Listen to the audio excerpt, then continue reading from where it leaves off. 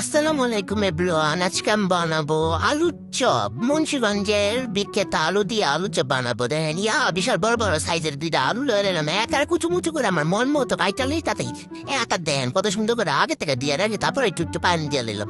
এখন আলুটা সিদ্ধ লাগা বড় একটা হাড় বহাই দিলাম। বড় হাড়ের মধ্যে পানি দিয়ে আমার আলুটি দিয়ে দেবো। একেবারে আজকে এমন জাল জাল করে আলু চপ খামু গো আল্লাহ গো আল্লাহ।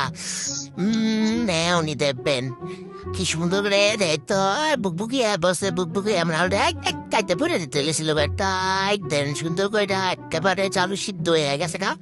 আমার জাজুরি দিয়ে মানে আলু চাটনি দিয়ে একদম সাইকা বাড়ি দেবে পেঁয়াজটা বাদা বাদা দেবো কষে খামু না একদম হালকা মরিচ হালকা পেঁয়াজ মরিচ দিয়ে হেরে মরিচের যে ঝাল আছে কি এটা চাল নাই জানি সব কিছু পয়লা পয়লা যেতেছে না মানে এটা কোনো কথা কোনটা কোনো কথা এটি কোনো কথা পেঁয়াজ আনু মুচু মুচুর ভিতর মুচু করে আর করে ভাই চাপি চাপি চাপি জাল চাপার লাগে দিয়ে দেব আলুর দম আলুর চপ যাই হোক একটা ওইলি ওইসে এই রে পেঁয়াজটা একটু বাজে বাজে তাড়াতাড়ি বেটা তাড়াতাড়ি